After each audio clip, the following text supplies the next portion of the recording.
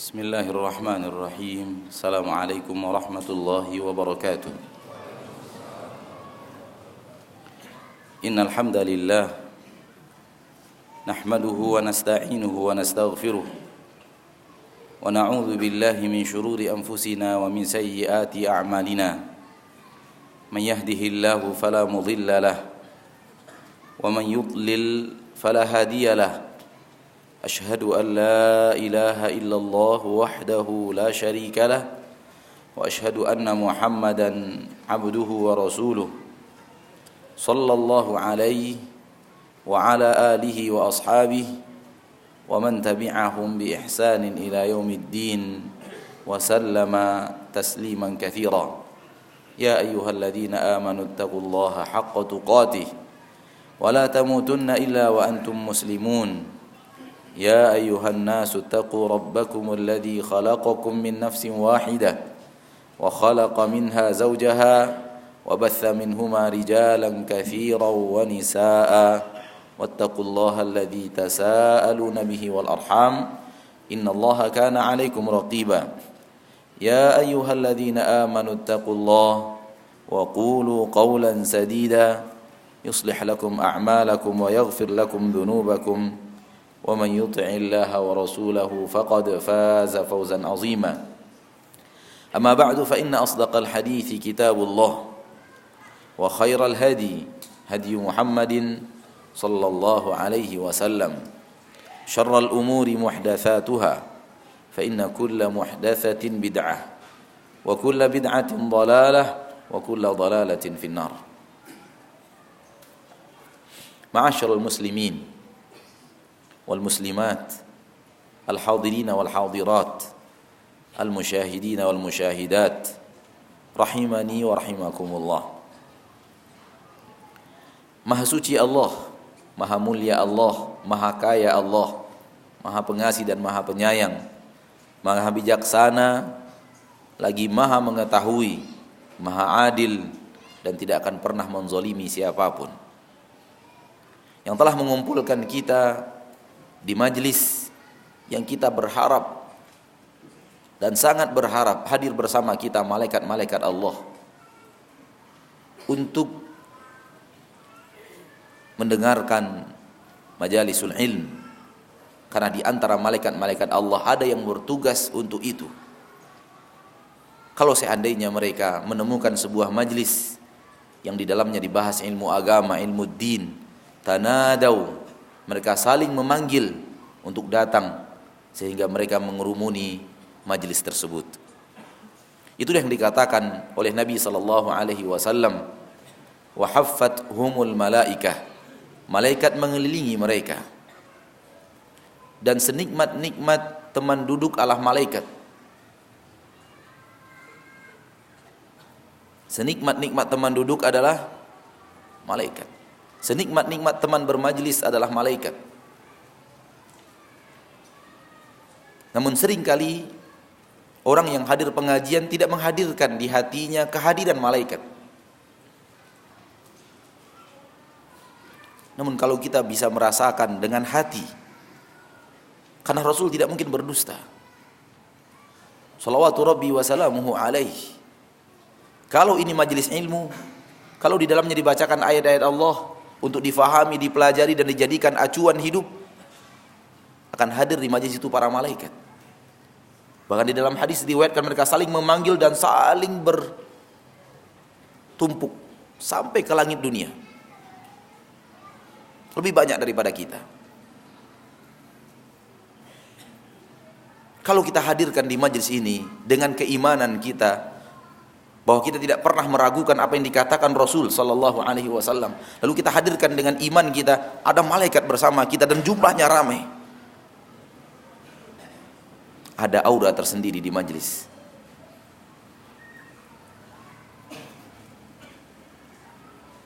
Yang akan membuat kita menjaga adab-adab kita di majlis. Sudah matikan handphone belum? Sudah? Sudah matikan handphone? Belum, matikan dulu. Supaya antum tidak mengganggu malaikat mendengar.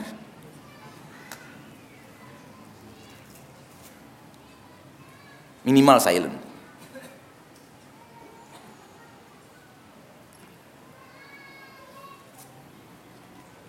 Kalau kita menatap ke langit, keluar dari masjid ini, kita menatap ke langit, yang nampak apa? Awan. Hanya awan yang nampak. Orang kafir juga nampak awan di situ. Apa yang membedakan pandangan antum dengan pandangan orang kafir? Kita harus melihat di langit itu banyak sekali malaikat. Karena Nabi SAW mengatakan, Atatis sama wa huqqa laha an ta'id. Langit itu meriah dan sangat pantas bagi langit untuk meriah. Tidak ada tempat kosong untuk 4 jari, melainkan di sana ada malaikat yang sedang beribadah kepada Allah. Namun karena kita melihatnya pakai mata yang ada di kepala, tidak dikoneksikan dengan mata yang ada di dalam dada, tidak nampak malaikat itu.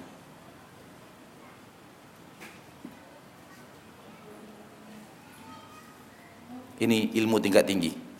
Yang belum paham jangan coba-coba masuk.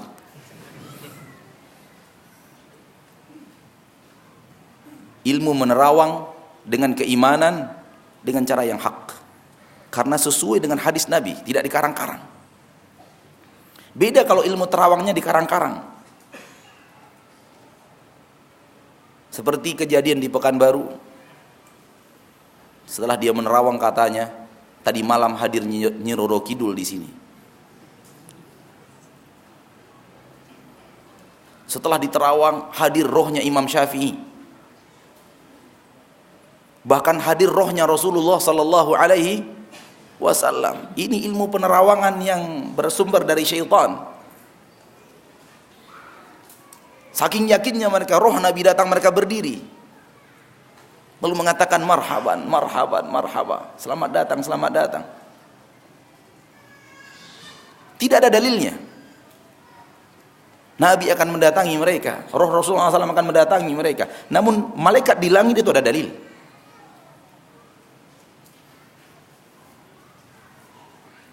Mudah-mudahan Allah kirim malaikat yang sangat banyak bersama kita sekarang di majlis ini, dan kita hadirkan kebersamaan malaikat bersama kita.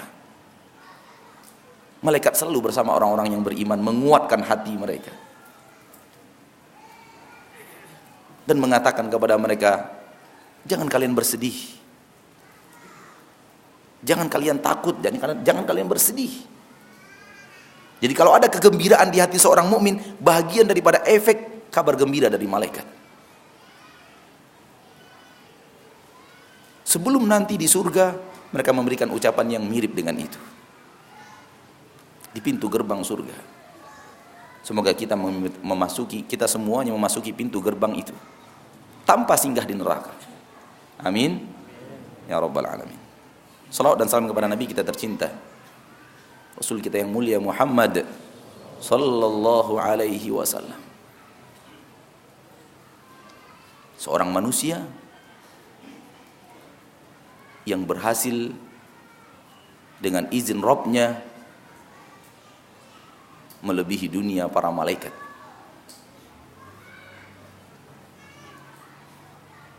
Sehingga sangat dicintai oleh Allah. Padahal manusia. Mari kita tiru beliau dalam rangka berusaha naik dari alam manusia bergerak ke alamnya malaikat.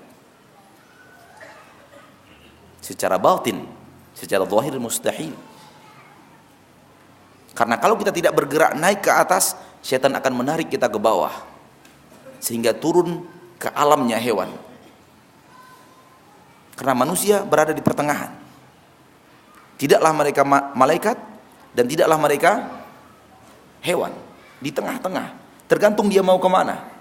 Mau tinggi, bergabung dengan malaikat. Mau rendah, berarti bergabung dengan hewan. Bahkan lebih rendah daripada hewan. Seperti yang tadi kita bahas di siang hari. Tentukan pilihan. Mau naik apa mau turun. Kalau mau turun, lakukan maksiat. Kalau mau naik, lakukan illal ladzina amanu wa amilus salihat. Sebagaimana yang Allah firmankan di dalam Al-Qur'an, dalam ayat yang kita sudah hafal. A'udzubillahi minasyaitonirrajim. Bismillahirrahmanirrahim.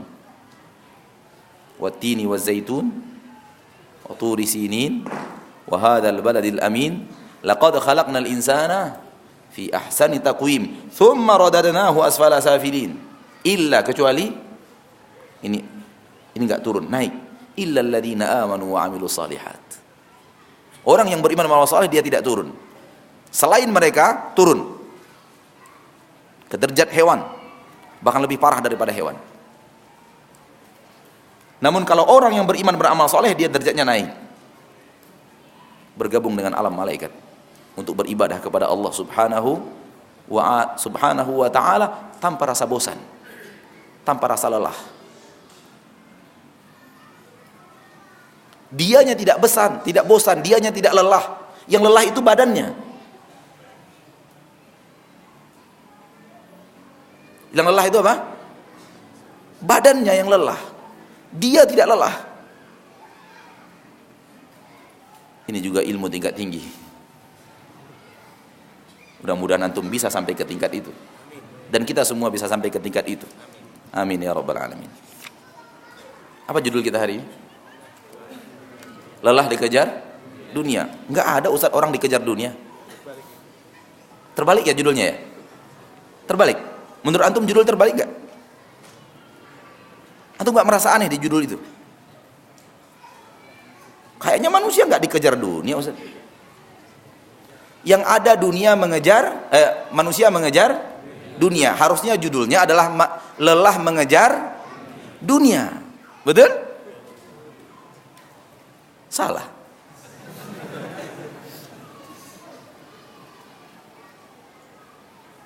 Meletakkan judul itu pakai ilmu tingkat tinggi. Baik. Setelah kita tadabbur, kita tafakur, kita perhatikan alam semesta ini dan pergerakan yang ada di dalamnya, selalu dunia ini keterbalikan dari apa yang ada di depan mata.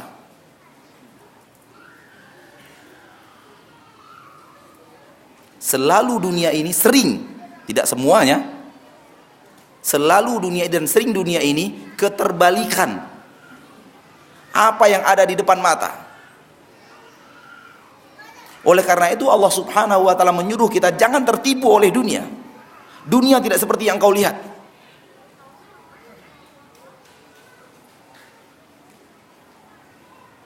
Engkau melihat orang di dalam mobil mewah, merasakan kenikmatan. Dunia tidak seperti yang engkau lihat. Mereka penuh penderitaan. Hanya saja mereka tidak curhat kepada engkau. Andai dia curhat apa yang dia rasakan, Anda akan berkata, na'udzubillah, kalau harus seperti dia.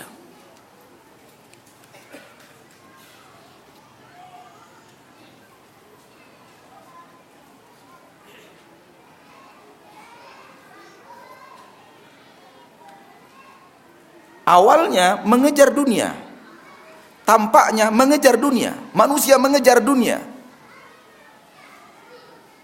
Itu yang tampak. Dunia yang sebenarnya, asli dunia itu terbalik.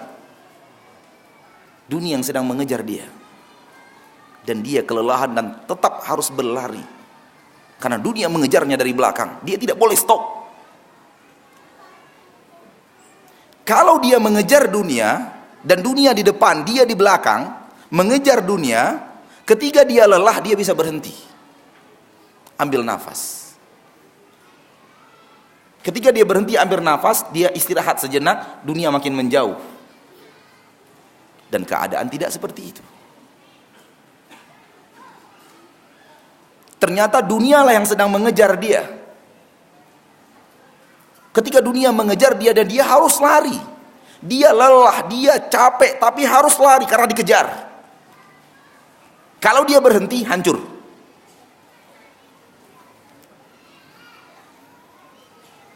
Sudah paham judul? Sudah terasa? Terasa sudah? Pengalaman antum ya? Pengalaman. Terasa dikejar dunia, Pak? Antum karyawan ini mayoritas, iya? Itu ada sesuatu yang mengejar antum, bernama dunia, dengan segala target-targetnya.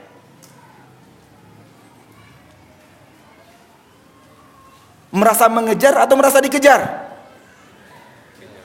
Tolong jawab dengan jujur. Merasa mengejar atau merasa dikejar? Dikejar kan? Itu dia judul kita. Lelah dikejar dunia.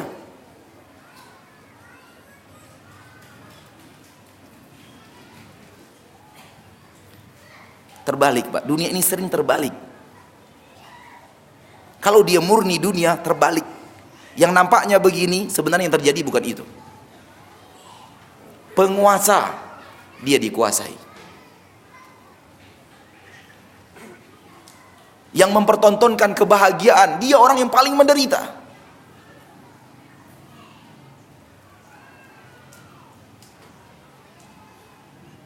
Nampak? Nampak keterbalikan?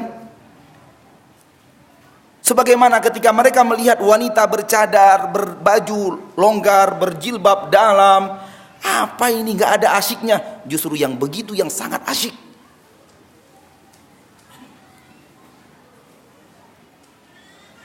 Terbalik.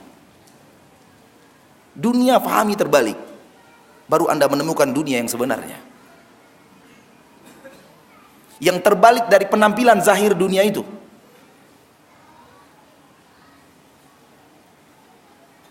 Antum pernah merasakan dunia glamor yang menurut orang asyik? Sebagian antum, bukan semuanya, sebagian. Mantan-mantan lah. Senyum, para mantan tersenyum. Dugem, musik, wanita, khamar, tertawa. Ternyata tidak asyik.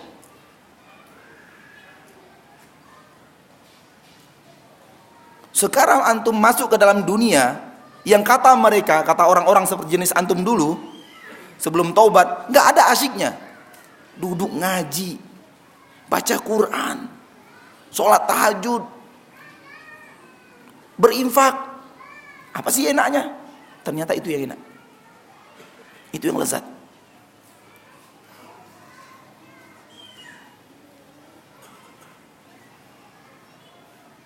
Kalau ketemu pimpinan perusahaan marah-marah, hari ini di kantor marah-marah, fahamilah, berarti di rumah tadi kena marah.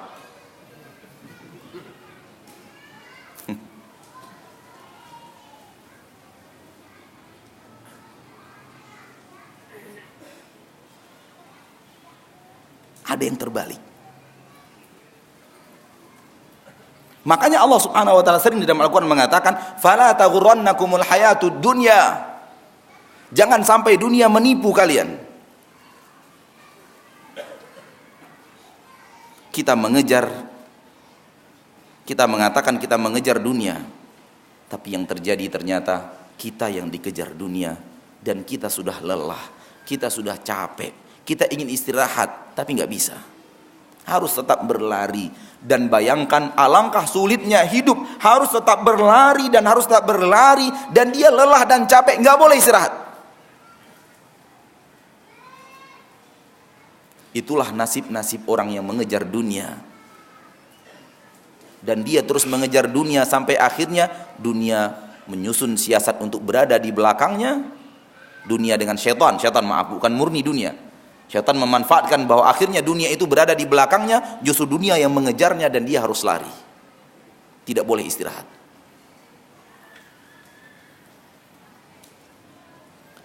Di dalam Al-Quran, surat At-Taubah ayat yang ke-55.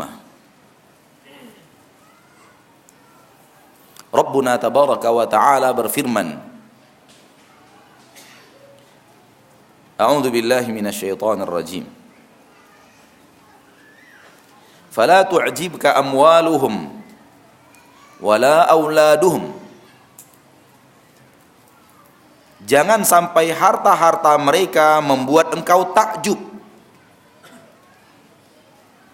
Jangan sampai anak-anak mereka dan keturunan mereka membuat engkau takjub.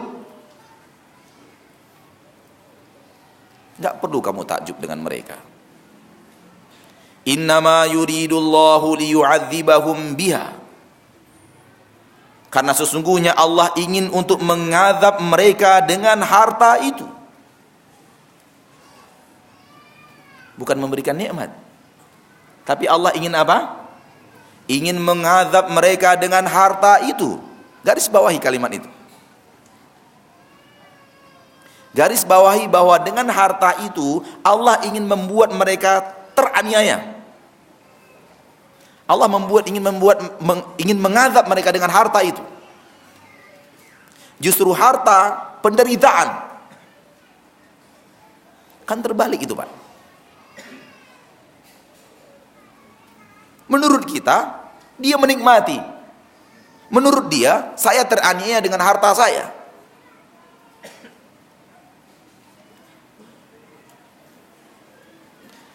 Innama yuridullahu liyu'adzibahum biha fil hayatid dunya. Allah ingin mengazab mereka dengan harta-harta mereka itu, dengan anak-anak dan keturunan mereka itu fil hayatid dunya, dalam kehidupan dunia ini. Allah ingin azab mereka dengan harta itu di dunia, sebelum Allah azab dia dengan harta itu di akhirat. Wa tazhaqa anfusuhum wa hum kafirun, dan jiwa mereka mati, tewas dalam keadaan kafir. Bapak Ibu yang dimuliakan Allah, hadirin wal hadirat.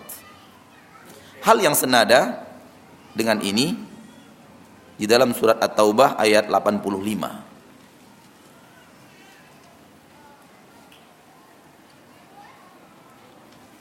Senada betul dengan ayat ini. Hanya beda fa dan wa.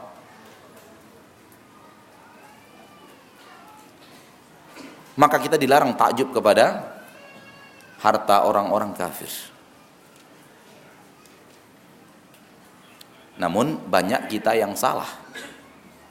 Kita takjub dengan banyaknya harta yang ada pada mereka. Sehingga diperhatikan tuh, Ronaldo sekarang dapat duit berapa ya?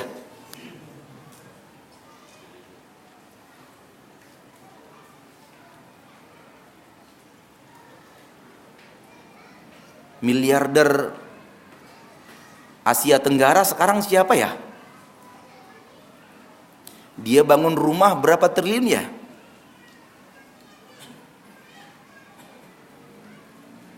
Allah mengatakan fala tu'jibka amwaluhum. Jangan membuat takjub harta mereka, jangan sampai membuat engkau takjub. Namun kita salah. Kita yang saya maksud bukan yang ada di majelis ini, tapi manusia secara umum. Ketika ana mengatakan kita, artinya bukan kita yang ada di majelis ini. Kalau ada di antara kita yang ada di masing-masing seperti itu, taubat cepat. Karena Allah ingin mengazab mereka dengan harta itu di dunia. Harta itu bagi mereka adalah azab. Cuman kita nggak diberitahu. Karena mereka nggak mungkin curhat ke kita. Apa yang mereka rasakan, apa yang mereka derita dengan harta mereka yang melimpah ruah itu. Namun Allah tahu isi hati mereka dan memberitahunya kepada kita. Mereka sedang teraniaya oleh harta itu. Ana belum pernah ketemu orang miskin gak bisa tidur karena harta. Sampai sekarang belum pernah ketemu. Antum pernah ketemu? Gara-gara memikirkan harta gak bisa tidur gitu. Bisa? Pernah ketemu? Pernah ketemu? Alhamdulillah belum pernah ketemu. Semuanya belum pernah ketemu kan? Tapi orang kaya gak bisa tidur itu banyak. Banyak, Pak. Termasuk orang kaya-kaya muslim. Gak bisa tidur. Tidakkah kita melihat ini sebagai bukti nyata bahwa ternyata orang kaya teraniaya dengan hartanya, dan tidak ada orang miskin yang teraniaya dengan harta? Gak bisa tidur. Dan cukuplah itu sebagai azab yang parah di dunia. Kalau sudah tidak bisa tidur, Jam 11 belum tidur, jam 12 belum tidur, jam 1 belum tidur. Padahal dia sudah setting kamarnya itu lebih megah, lebih hebat daripada kamar yang ada di hotel-hotel berbintang 5. Tapi nggak bisa tidur. Sudah baca buku, nonton TV, segala macam, nggak juga. Akhirnya jam setengah 2 dia ambil mobil, jalan-jalan, mudah-mudahan pulang jalan-jalan capek bisa tidur. Dia heran melihat tukang ngojek ngorok di trotoar. Tukang ngojek lagi tidur asyik. Dia lihatin, nikmat sekali hidup kamu. Tuh. Tukang ngojek di trotoar bisa ngorok.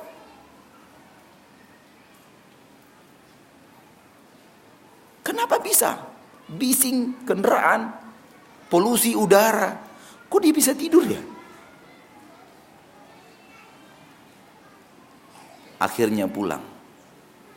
Minum obat apa? Obat apa? Obat tidur. Salah antum, nggak bisa lihat antum. Itu bukan obat tidur. Itu obat perusak syaraf. Namun kalau dijual dengan nama aslinya nggak ada yang mau beli.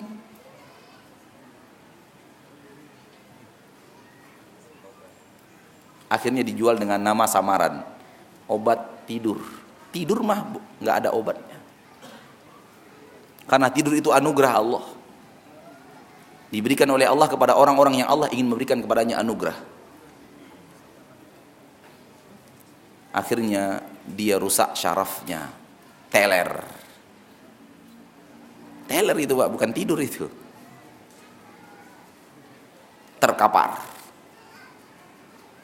Namun dianggap tertidur. Sebenarnya bukan tertidur, terkapar. Ini dia. Indikasi-indikasi manusia yang lelah dikejar oleh dunia. Bukan tidak punya dunia, dunia di belakangnya. Banyak. Justru dunia yang banyak itulah yang telah membuat dia lelah, capek. Namun istirahat nggak bisa. Kalau dia istirahat hancur. Dan dia harus terus berlari, dan berlari. Padahal dia sudah sangat lelah berlari. Ini yang membedakan antara mengejar dunia dengan dikejar dunia. Kalau mengejar dunia masih mending, antum lelah istirahat, ambil nafas. Kalau nggak bisa juga ya udah silakan dunia pergi, saya nggak jadi ngejar. Nggak apa-apalah nggak dapat dunia, yang penting saya nggak capek terus. Ini nggak bisa. Kalau sudah tidak bisa berhenti, itu namanya sudah dikejar dunia. Kita yang lari, dunia ngejar dari belakang. Nggak boleh berhenti. Kalau berhenti hancur. Baik. Kalau antum sudah tahu judul, sudah tahu isi pengajiannya? Udah tutup lagi. Belum. Baik. Allah turunkan harta kepada manusia agar kemudian harta itu dijadikan sarana beribadah. Fungsi harta sama dengan fungsi mata, sama dengan fungsi lidah, sama dengan fungsi tangan, sama dengan fungsi kaki. Apa itu? Jadikan dia sarana untuk beribadah kepada Allah Subhanahu wa ta'ala. Di dalam surah Al-Qasas ayat 77. Wabtaghi fima ataka Allahul daral akhirah. Wabtaghi fima ataka Allahud daral akhirata. Wala tansa nasibaka minat dunia. Raihlah, kejarlah dengan apa-apa yang telah Allah berikan kepadamu. Kejarlah dengan itu, dengan menggunakan apa-apa yang telah Allah berikan kepadamu. Kejarlah, raihlah, gapailah kampung akhirat. Berarti apa yang telah Allah berikan kepada kita, gunakan itu sebagai sarana mengejar kampung akhirat. Nampak?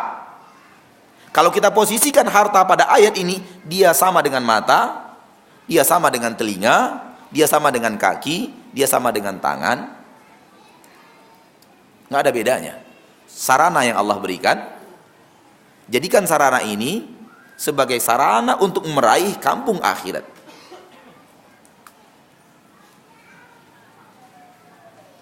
Dan kampung akhirat dikejar bukan semata-mata dengan harta, masih banyak yang lain. Itu hanya secuil kecil dari sebagian sarana dunia yang Allah berikan kepada kita. Yang lain lebih banyak, yang lebih besar daripada itu. Sadar tidak sadar, lidah ini nggak mau kita jual dengan harga 500 miliar.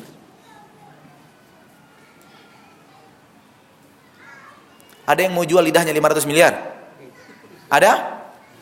Hah? Berarti harta itu dibanding lidah? Tolong jawab. Berarti harta itu dibanding lidah? Nggak ada apa-apanya. Dan tidak ada orang yang mau menjual kedua bola matanya dengan harga 1 triliun. Nih 1 triliun. Kamu cari duit kan? Cari duit. Nih 1 triliun. Sini 2 bola matamu. Mau dipasang di botak di mata anak saya yang sudah buta. Mau jual? Mau tidak? Mau pun nggak ada yang mau beli.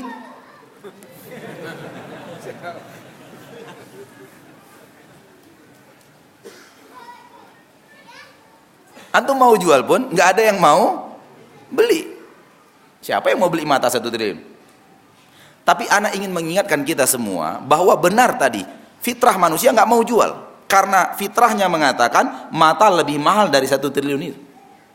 Mata lebih berharga daripada 1 triliun itu. Ada orang mau membeli 10 triliun dari diri antum. Wow, 10 triliun. Bisa berenang di kolam duit itu. Dia tanya, mau beli apa Pak? 10 triliun kok mahal banget? Jantung. Dia mau beli jantung kita berapa? 10 triliun. Ada orang berakal mau jual? Nggak ada. Anak ingin mengingatkan antum semua, termasuk diri anak sendiri. Mari kita latih hati kita untuk mengkerdilkan dunia. Yang ada di tubuh kita ini lebih hebat daripada dunia dan kekayaan dunia dan seisinya. Ini yang sering kita alfa di dalamnya. Ini yang sering kita khilaf di dalamnya. Kita merasa uang 500 juta itu besar. Namun kita tidak pernah melihat lidah kita besar. Kita selalu melihat uang 1 miliar itu mahal. Rumah 1 miliar itu mahal. 5 miliar itu mahal. Namun kita tidak pernah melihat mata kita itu mahal. Kalau di Pekanbaru, Riau, orang kebun sawit. Ana tanya mereka, ada orang mau membeli jari jemari kita. 1 jari dihargai 100 hektar sawit. Berarti 10 jari dia ambil, sebagai gantinya berapa? 1000 hektar sawit. Mau nggak? Nggak ada yang mau, Pak. 100 hektar, 100 hektar, 100 hektar, 100 hektar, 100 hektar, 100 hektar, 100 hektar, 100 hektar, 100 hektar, 100 hektar. Akhirnya dia hidup tanpa jari jemari, dia punya 1000 hektar sawit. Nggak ada yang mau. Namun kenapa banyak orang yang melihat 1 hektar sawit lebih mulia dari 1 jemarinya?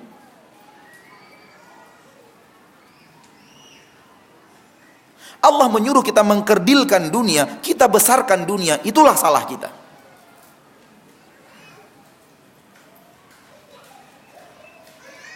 Nabi mendidik kita untuk mengkerdilkan dunia, kita tidak mau mengkerdilkan dunia. Nabi melewati seekor bangkai kambing, cacat lagi. Kambing cacat mati. Gitu. Pegang telinganya oleh Nabi. Siapa yang mau membeli ini dari saya 1 dirham? Nggak ada yang mau, sahabat. Kata Nabi, dunia di sisi Allah lebih hina daripada ini di sisi kalian. Apa ini yang diinginkan Nabi SAW untuk kita ambil pelajaran berharga daripada hadis ini? Dunia tidak lebih berharga daripada bangkai kambing.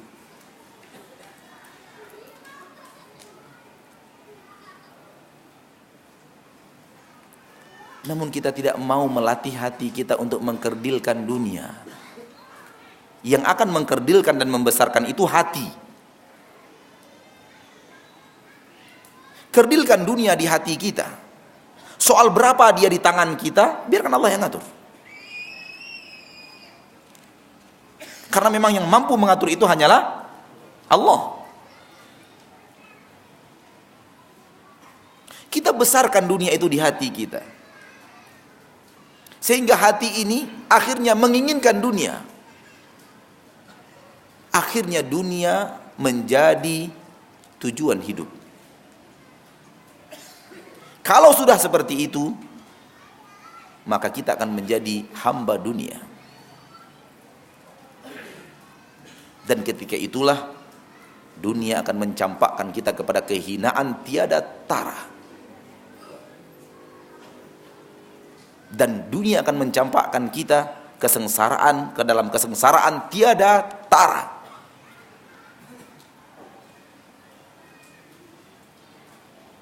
Betapa banyak orang yang menjual surganya untuk dunia. Betapa banyak orang menjual kehormatannya untuk dunia. Betapa banyak orang yang menjadikan anaknya tumbal demi dunia. Dan itu yang membuat mereka sengsara.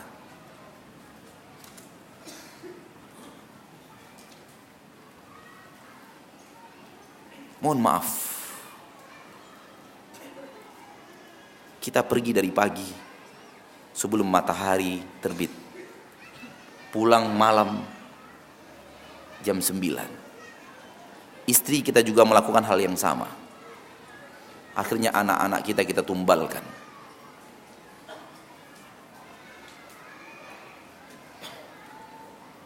Enggak Ustadz, ada yang jagain dia. Perhatikan saja besok di kemudian hari. Kalau begini kita melakukan kehidupan dunia ini, kemudian anak kita tidak urus, tidak ada waktu dengan anak-anak untuk mendidiknya, kita sama saja menumbalkan anak-anak. Biarlah kalian jadi korban. Padahal kita di dalam hati dipengaruhi syaitan, kamu berbuat ini untuk anak. Salah. Kita telah menumbalkan anak.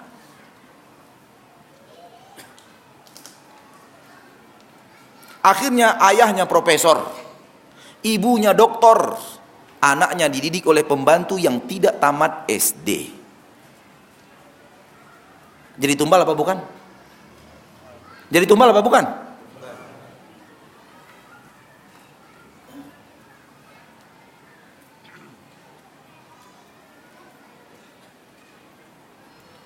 Coba cermat memantau kehidupan manusia dengan dunia. Karena mengejar, ternyata salah, dikejar. Mau berhenti nggak bisa lagi. Saya mau berhenti Ustadz, nggak bisa stop. Usia pensiun 54 tahun, 56 tahun, baru bisa stop di 56 tahun. Saya nggak tahu, saya hanya menyebut angka, entah benar atau tidak. Benar 56 tahun? Oh benar, alhamdulillah. Kebetulan itu. Sudah lelah Ustadz, sudah lelah Pak, nggak boleh. Kita sudah transaksi di awal. Pensiun di usia 56 tahun.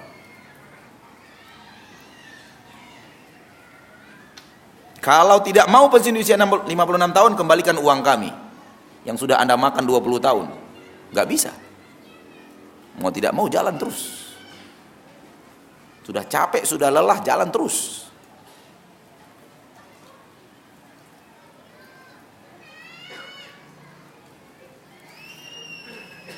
Wabtaghi fima ataka Allahu daral akhirah. Dengan apa-apa yang telah Allah berikan kepadamu, raih kampung akhirat. Jadikan dia sarana untuk meraih kampung akhirat.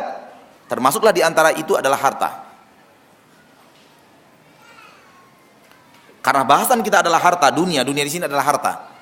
Maksudnya adalah harta. Karena dunia bagi orang soleh bukan harta. Dunia bagi orang soleh adalah ketaatan. Karena setiap gerik-gerik dunianya untuk ibadah.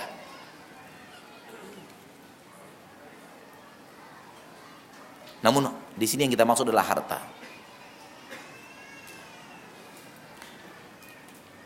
Wala tansa nasibaka minad dunya, jangan lupakan nasibmu di dunia. Ini cara pengaturan yang paling benar. Cara pengaturan yang paling benar ini yang Allah ajarkan di dalam ayat ini. Yang dikejar itu akhirat. Dunia jangan dilupakan. Kan begitu Allah ajarkan di dalam surah Al-Qasas ini. Cari, raih, kejar kampung akhirat, jangan lupakan dunia. Yang memposisikan diri seperti ini, dia hidup dengan penuh kenikmatan. Yang dia kejar adalah kampung akhirat, yang dia tuju adalah kampung akhirat. Dunia sekedar jangan lupa. Manusia terbaik pertama, orang yang mengejar akhirat dan tidak melupakan dunia. Manusia terbaik kedua, di bawah itu, orang yang mengejar, nggak tahu, antara kedua dan ketiga ini entah mana yang nomor satu, entah mana yang nomor dua, kita nggak tahu. Anak tidak bisa memutuskan. Yang dua dan yang tiga ini, bisa saja yang dua jadi nomor tiga, yang tiga jadi nomor dua. Ya, terbaik pertama apa tadi? Mengejar akhirat. Dunia sekedar tidak dilupakan. Yang kedua, mengejar dunia. Akhirat sekedar tidak dilupakan. Yang dikejar dunia, jangan lupa akhirat.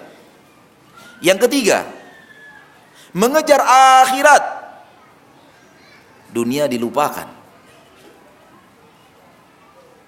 Dan yang terburuk nomor 4, mengejar dunia, melupakan akhirat.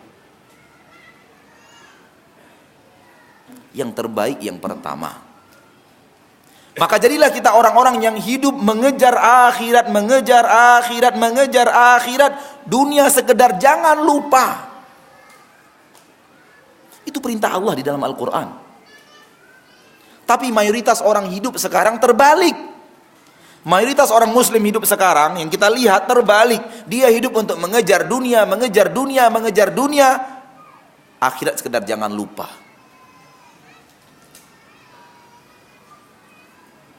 Dikejar terus dunia, tapi dia tidak lupa sholat zuhur.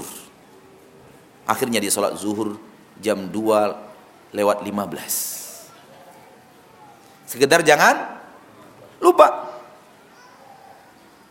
Dia mengejar dunia, akhirnya dia sholat isya, sekedar jangan lupa. Sholat isyanya pas mau tidur jam 11 malam. Sekedar jangan lupa aja. Dan itu di zaman kita sudah dianggap orang soleh. Karena orang yang tidak pernah absen sholat 5 waktu.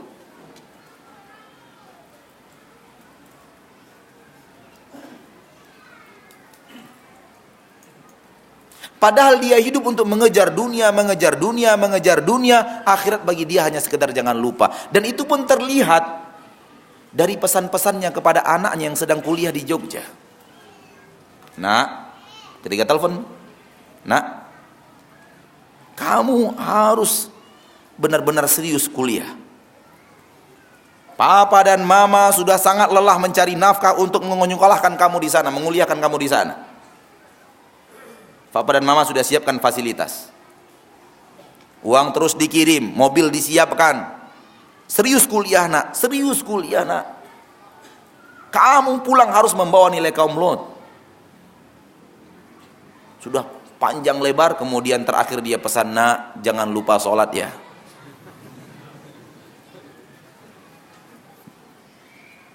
Di belakang baru kemudian dia katakan ke anaknya, nak jangan lupa sholat. Ini kebalik. Yang sebenarnya harus dibalik, Pak. Nak, kamu ke Jogja memang untuk kuliah, tapi kamu adalah hamba Allah. Kamu harus sholat 5 waktu. Kalau anaknya laki-laki harus di masjid. Mobil Vios yang papa belikan itu harus diparkir di masjid 5 kali sehari dan semalam. Kok tersenyum?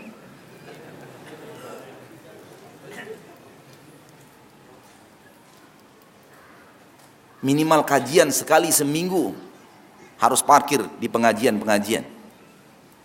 Ustaz Abu Sa'ad dan yang lainnya, kejar. Ustaz Afifi dan yang lainnya. Dan 1 kali seminggu, selain pengajian harus ada 1 kali seminggu yang lain untuk jadwal tahsin Al-Quran. Sekali seminggu untuk menjenguk orang sakit. Ayah, berikan mobil itu kepadamu agar kamu mudah melakukan semua ibadah dan ketaatan kepada Allah. Namun jangan lupa nak, pulang bawa nilai kaum Lot.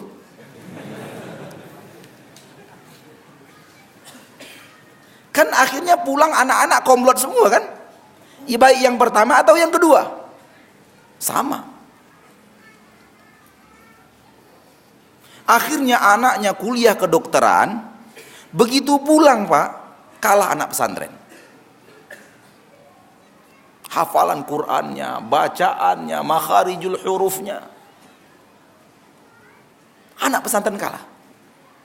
Kalau dia pulang menjadi imam di masjid dekat rumahnya di Pekanbaru, orang mengira anak pesantren pulang. Padahal anak kedokteran UGM.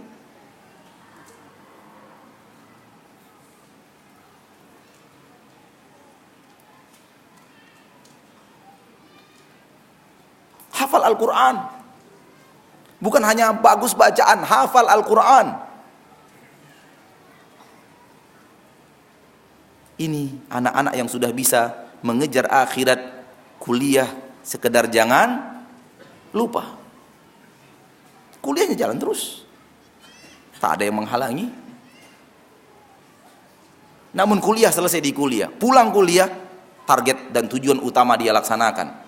Menghafal Al-Quran, membasugusan bacaan, menimba ilmu agama, dan bisa membaca kitab-kitab gundul para ulama.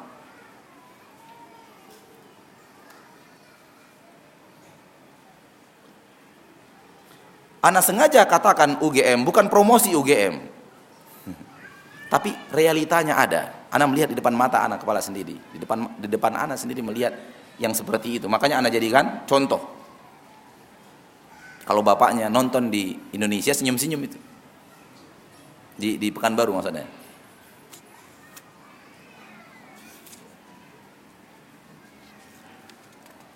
Allah menyuruh kita mengkerdilkan dunia di hati kita. Namun kita tidak mau mengkerdilkannya. Kita besarkan, kita besarkan, kita besarkan, kita besarkan. Padahal dia tidak besar. Kalau antum suatu hari sedang berdiri di depan sebuah rumah, yang luas rumah itu 30 kali 45, 2 lantai, halamannya luas, 10 mobil mewah nongkrong di depan halaman itu.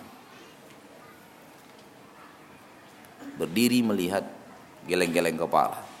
Masya Allah, Masya Allah. Ada apa mas? Banyak sekali uang bapak ini. Mau? Iya saya mau seperti itu. Ya sudah, gantinya sebagai gantinya mata. Ternyata yang negur yang punya mobil, yang punya rumah, mau dijual nih. Namun jualnya mata, mau mas gantian, silakan ambil rumah saya, mobil saya butuh 2 mata untuk anak saya. Gak mau dia. Mata yang digunakan untuk menatap rumah itu jauh lebih mahal daripada rumah itu. Mata yang digunakan untuk menatap 10 mobil mewah itu lebih mulia daripada mobil mewah itu. Lalu kenapa kita terbalik menatapnya? Kita memandang yang kecil itu besar, kita memandang yang besar ini kecil.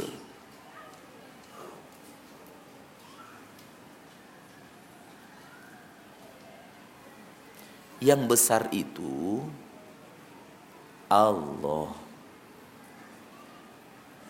Kita setiap hari dididik oleh Allah untuk membesarkan Allah. Setiap hari kita dengarkan Allahu Akbar. Setiap hari kita ucapkan itu.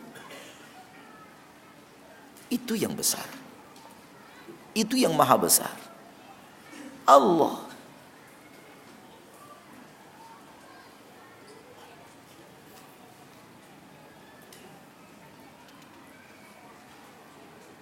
Soal kehidupan dunia,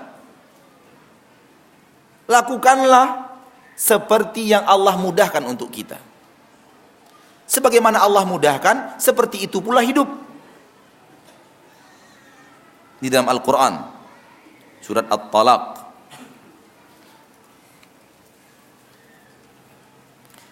liyunfiq dhu sa'atin min sa'atih, wa man qudira alaihi rizquhu falyunfiq mimma ataahu Allah.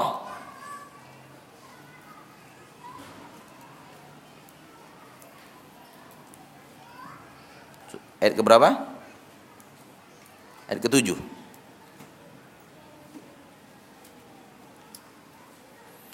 Liyunfiq dhu sa'atin min sa'atih. Hendaklah orang yang memiliki kelapangan harta, kelapangan dunia, berinfak, memberikan nafkah kepada keluarganya sesuai dengan kelapangan yang Allah berikan kepadanya. Wa man qudira alaihi rizquh, barang siapa yang orang rezekinya disempitkan oleh Allah, tidak dilapangkan oleh Allah, rezekinya disempitkan oleh Allah, falyunfiq mimma ataahu Allah, hendaklah dia berinfak, memberikan nafkah sesuai dengan apa yang Allah berikan kepadanya. Kalau lapang rezeki kita, lapangkan juga rezeki kepada keluarga kita. Kalau sempit rezeki kita, sesempit itu pula, itulah kemampuan kita untuk menafkahi keluarga kita. La yukallifullahu nafsan illa ma ataha. Allah tidak akan bebankan jiwa manapun kecuali sesuai dengan kadar yang telah Allah berikan kepada mereka. Dan bersabarlah. Saya ja'alullahu ba'da usri yusra. Kalau kalian bersabar, Allah akan menjadikan setelah kesulitan ini akan ada kelapangan, kemudahan. Tapi syaratnya sabar dulu dengan kesempitan dan berusaha untuk keluar dari jeratan kesempitan dengan usaha yang maksimal, dengan tawakal yang kuat, ikhtiar yang bagus, dan doa yang terus bermunajat.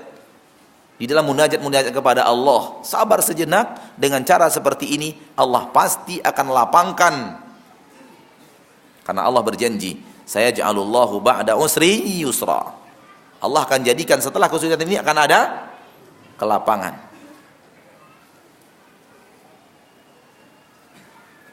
Namun banyak orang yang tidak tahan dengan kesempitan, akhirnya tidak mau bersabar. Lalu dia buat program yang membuat dia cepat lapang, padahal belum waktunya dia lapang. Akhirnya perbuatannya membuat hidupnya tambah sempit.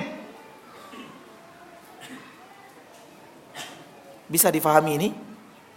Sangat bisa difahami atau sulit? Sulit. Baik, sulit. Ana ambilkan contoh. Sulit difahami? Dia tidak sabar dengan kehidupannya yang sempit. Akhirnya dia tidak sabar, dia membuat cara untuk segera lapang padahal belum waktunya. Dan melakukan hal-hal yang sebenarnya belum boleh dia lakukan dan tidak boleh dia lakukan. Akhirnya usahanya untuk melapangkan dunianya itu membuat hidupnya bertambah sempit. Bisa dipahami? Bisa. Kita bawakan contoh. Hidup sempit sekarang. Ternyata rumah satu-satunya hanya ini. Dan itu pun tidak besar rumah itu. Hanya 5 kali 12. Kan gak besar kan? Gak besar, 5 kali 12. Namun tanahnya lumayan, 350 meter persegi. Lumayan besar. Lumayan. Rumah tidak begitu besar, apalagi rumah itu setengahnya di bawahnya semen, di atasnya papan. Itu pun sudah banyak yang keropos. Rumah dengan harga yang minim, tapi tanah lumayan berharga. Apalagi Cikarang ini. Berapa harga tanah sekarang per meter sih? Di tempat antum ini sekarang ini? Hah? Nggak ada yang tahu? 1 juta. Kalau 350 meter persegi 350 juta, lumayan. Begitu hidupnya masih sempit, dia ingin segera lapang, walau dengan cara yang tidak diizinkan Allah, dia gadaikan supaya cepat datang ke lapangan. Dapatlah dia pinjaman gadai. Dia buatkan usaha. Karena terlalu cepat, belum pandai, kolab, nggak bisa menutup hutang. Akhirnya rumahnya dan tanahnya kembali diambil oleh yang pinjamkan uang, tambah sempit.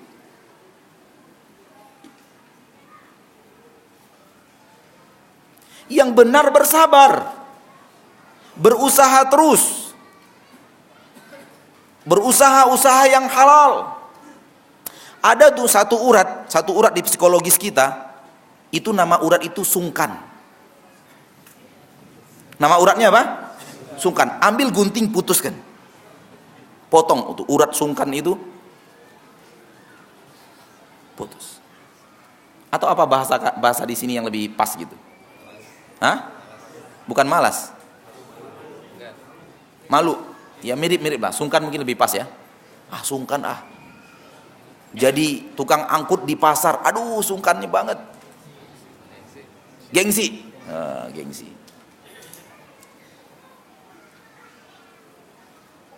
Putuskan urat gengsi itu.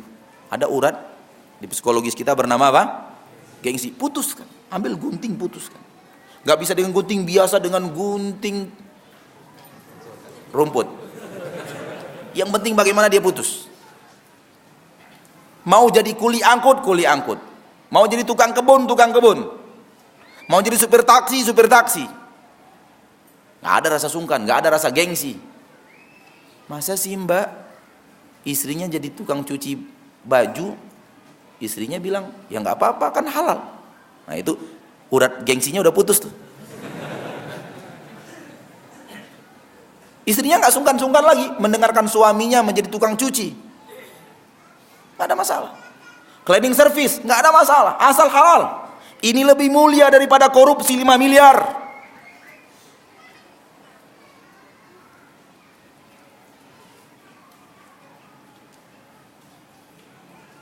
Putuskan syaraf sungkan, syaraf gengsi, dan berbuat.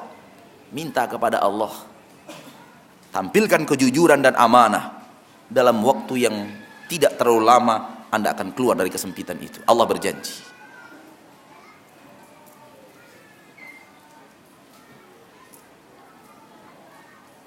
Saya sering mengatakan,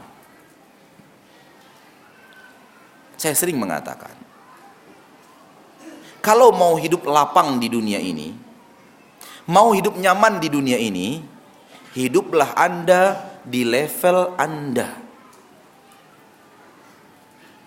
Hiduplah Anda di apa? Di level Anda.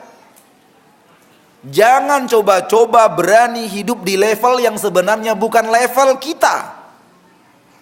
Insya Allah sengsara.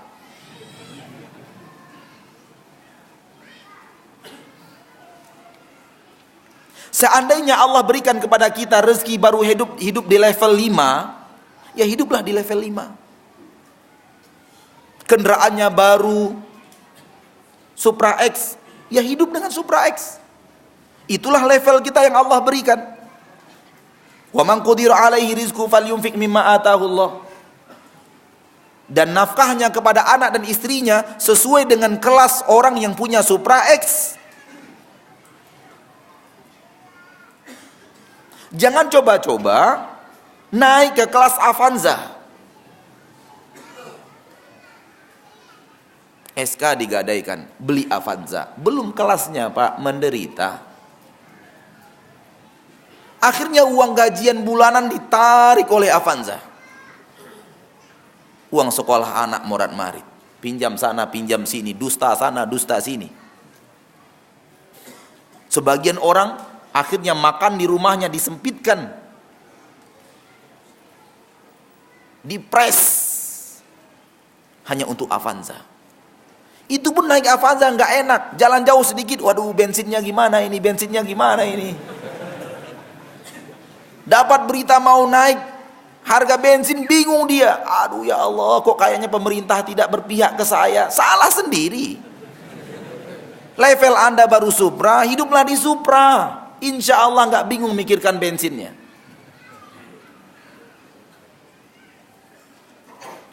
Demikian juga kalau lebih ke atas, lebih ke atas, lebih ke atas, Pak. Kalau memang Allah mudahkan nanti hidup di level Avanza, ya sudah, saatnya punya Avanza. Jangan mikir Alphard lagi di atas. Anda kelas Anda baru kelas Avanza yang Allah mudahkan, hiduplah di kelas Avanza. Jangan kemudian baru di kelas Avanza, dengan gaji Anda cukupnya beli Avanza, Anda ingin punya Alphard. Pasti mencari jalan syaitan.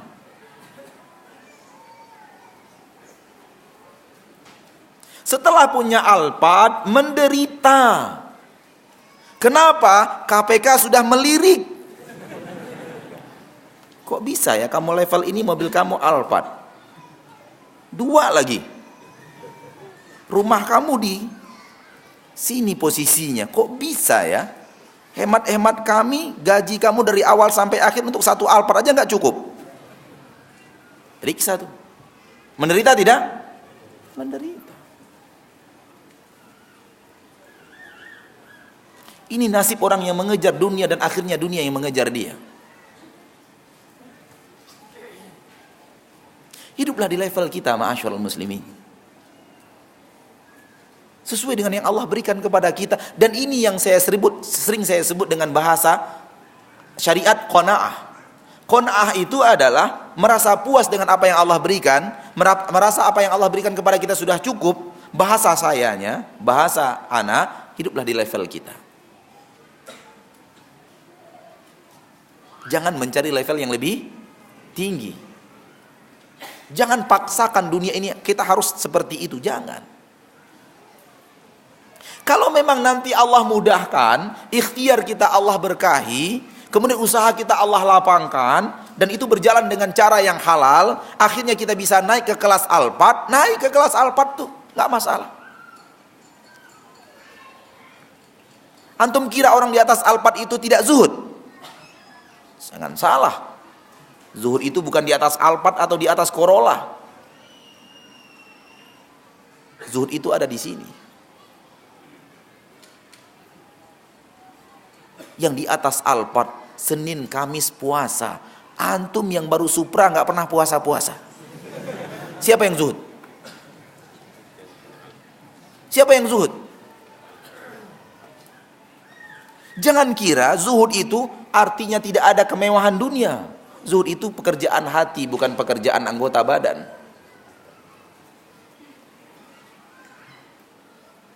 Yang punya Alphard, Alphardnya parkir, istrinya belanja, dia baca Quran.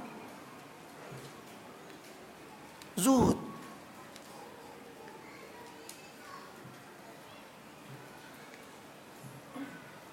Kalau sudah kelasnya Alphard, Allah mudahkan kelas Alphard, hiduplah di kelas Alphard. Allah tidak. Islam tidak pernah bertabrakan dengan kemewahan dunia. Namun Islam bertabrakan dengan kemewahan dunia yang dihasilkan dari jalan yang haram. Namun kalau dari jalan yang halal, tidak.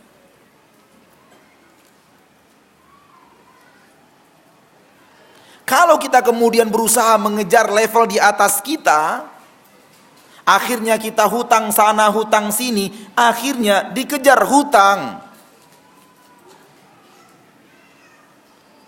Debt kolektor tiap bulan ke rumah. Inilah nasib orang-orang yang dikejar dunia. Ini bukan mengejar dunia, Pak, namun dikejar dunia. Di saat tidak ada kesempatan untuk berbenah, dan dia harus terus berlari, dunia mengejarnya, tidak boleh berhenti. Saya capek, enggak, jalan terus.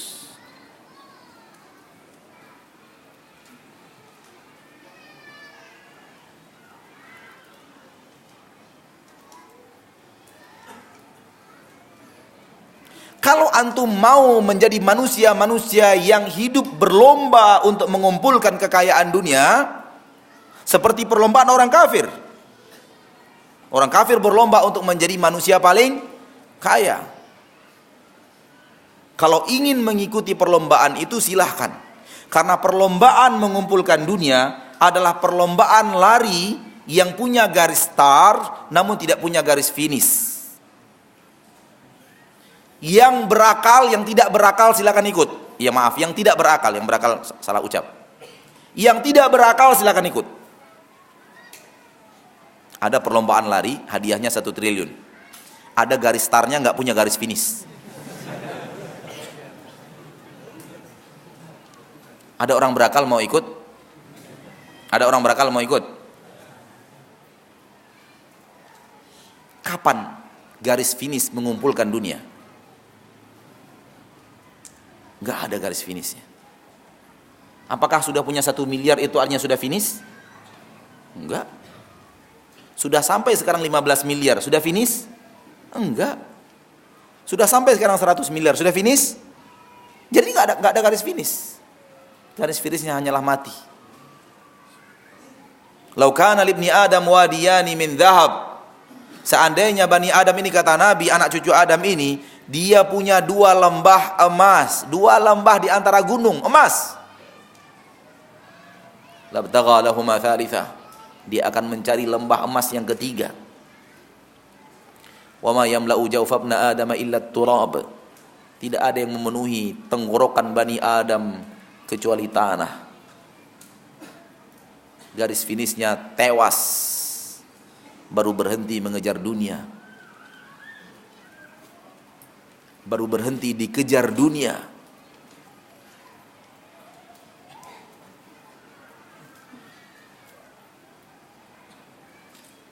Orang yang berakal adalah orang yang menikmati hidup, duduk di pinggiran jalan, baca Al-Quran sambil minum teh, ngelihat orang-orang yang berlomba dunia itu berjalan, berlari di depan matanya, sambil mengatakan kasihan deh lu.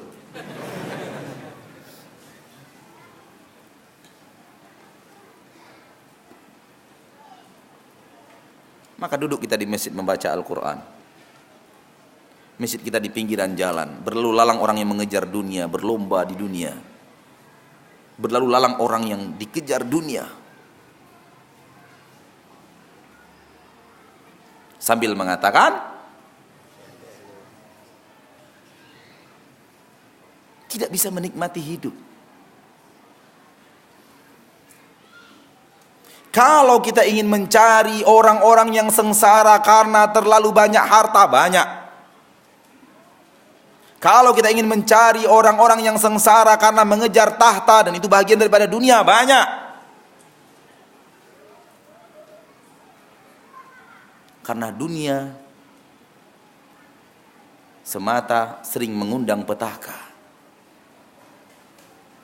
Kecuali dunia yang sudah bergabung dengan akhirat. Para ulama mendidik kita untuk mengatakan, pernah nggak kita bertanya, kenapa Nabi Yusuf masuk penjara?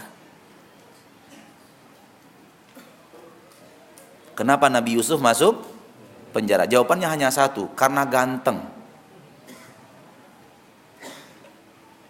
Dunia yang dimiliki Nabi Yusuf mengundang bencana untuk Nabi Yusuf. Apa yang menyebabkan Nabi Yusuf masuk penjara? Tidak lain kecuali ganteng itu. Karena terlalu ganteng, diminati oleh istri-istri pejabat. Karena tidak mau, dipenjarakan.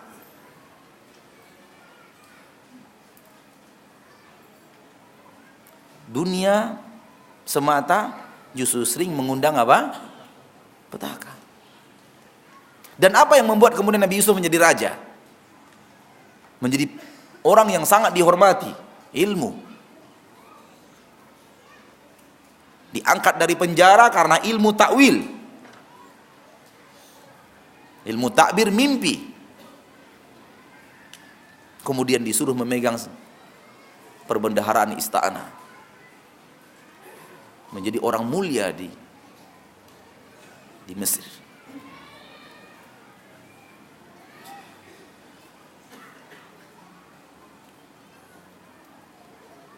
Maka dengan mengejar dunia, akhirnya kata harus hutang sana, hutang sini, akhirnya dikejar hutang. Enggak enak hidup dikejar hutang. Yang enak itu hidup tanpa hutang. Tak ada nikmatnya hidup dikejar hutang. Yang hidup enak itu, yang nikmat itu hidup tanpa hutang. Rasul mendidik kita yang mana? Berhutang atau tanpa hutang? Tanpa hutang kan? Itu Rasul ingin menyuruh kita hidup nikmat, hidup lezat. Maghrib jam berapa di sini? Jam berapa masuk waktu maghrib? 6 kurang seperempat. Berarti kita ada waktu sekitar 35 menit. Baik, 5 menit lagi kita selesaikan dan kita lanjutkan dengan tajawab insyaallah taala. Rasulullah SAW, Allah Subhanahu Wa Taala ingin menyuruh kita hidup lezat, hidup nikmat, hidup nyaman, hidup tentram, hidup aman, hidup nggak banyak pikiran. Salah satunya jangan berhutang.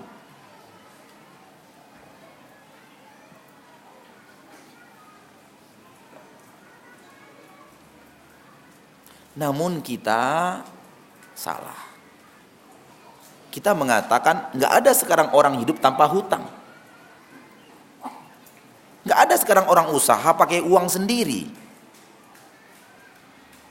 Selagi bisa pakai uang orang lain, pakai uang orang lain. Sehingga ada tuh di Pekanbaru, dia punya uang 1 miliar, dimasukkan bank, minjam 1 miliar. Ini apa nggak aneh makhluk seperti ini? Punya uang 1 miliar, didepositokan 1 miliar itu. Lalu dia pinjam lagi 1 miliar. Karena mindsetnya sudah berubah. Allah dan Rasulnya menyuruh jangan berhutang, dia sudah berubah, harus berhutang.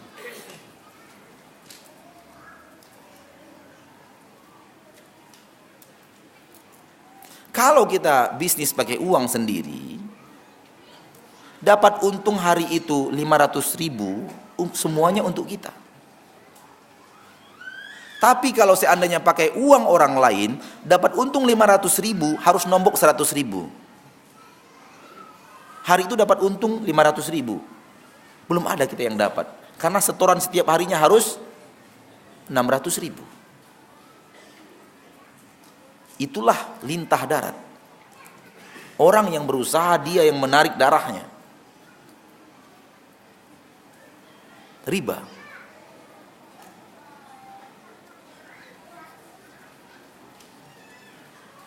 Namun karena pola hidup yang salah, tidak mau diatur oleh ayat-ayat Allah, tidak mau diatur oleh Allah dengan ayat-ayatnya, tidak mau diatur oleh Rasulullah dengan hadis-hadisnya, ia sengsara.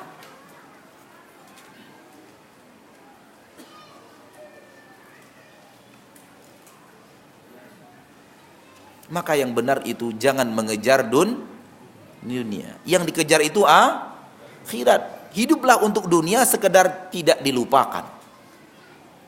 Kita tutup dengan satu ilustrasi. Bagaimana menjadi manusia hidup mengejar akhirat dan tidak melupakan dunia. Ilustrasinya begini.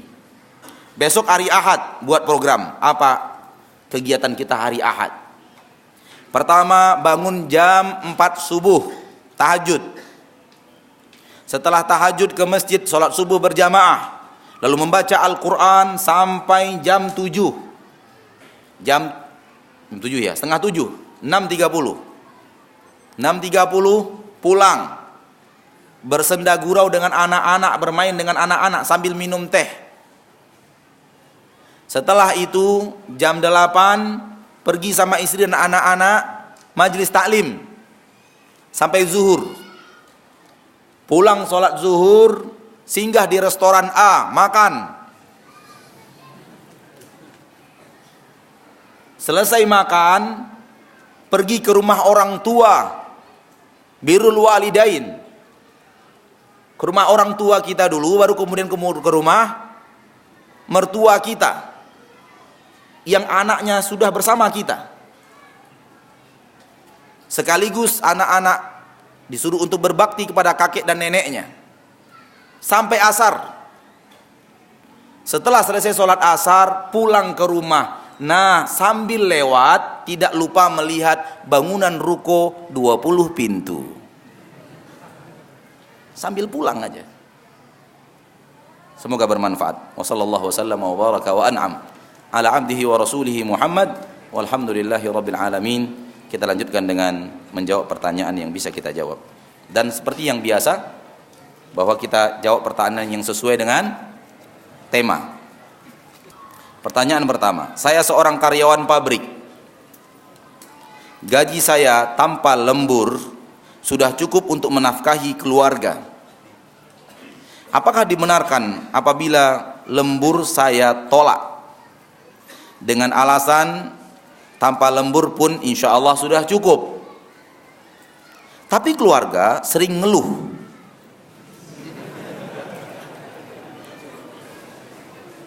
Kalau hanya ngandalin gaji pokok, katanya nggak bisa nabung untuk kebutuhan di masa yang akan datang. Mohon nasihatnya Ustadz. Nasihatnya adalah nanti malam setelah anak-anak tidur, panggil tuh istri. Duduk, sini dek. Duduk. Mari kita lihat. Apakah gaji kita sebenarnya sudah cukup untuk kebutuhan hidup? Yakinkan dia bahwa sudah cukup. Tentu Anda paling paham karena Anda mengatakan tadi sebenarnya sudah cukup. Transfer ilmu Anda sudah cukup kepada istri agar istri punya pandangan yang sama. Kalau sudah sama, ya sudah. Kalau sudah sama, ya sudah, cukup. Masalahnya sekarang, kasus ini adalah Anda merasa cukup, Anda merasa qanaah, istri belum merasa cukup, istri belum qanaah. Berarti kasusnya ada pada qanaah istri. Yang harus diciptakan, diusahakan dengan izin Allah adalah bagaimana menjadikan istri menjadi istri yang qanaah.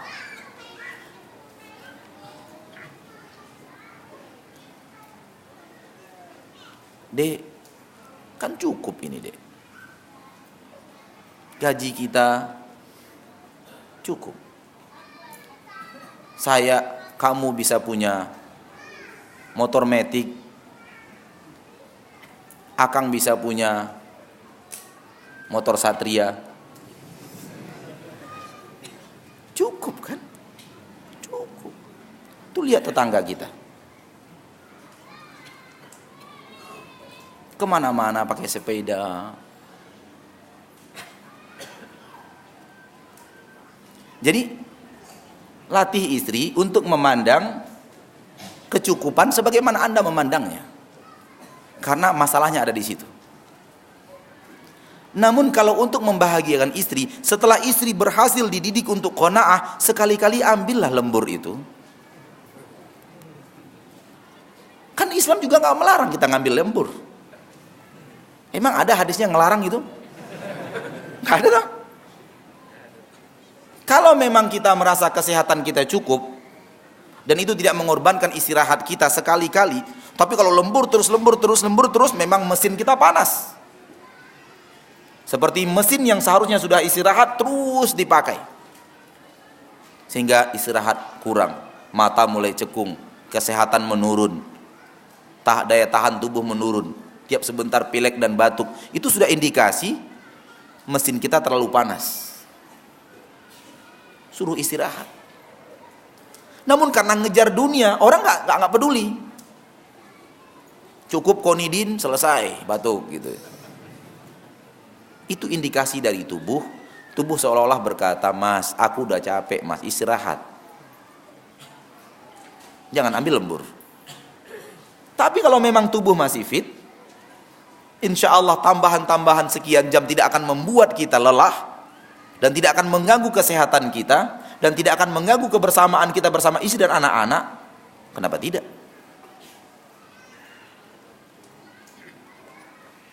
Wallahu a'lam.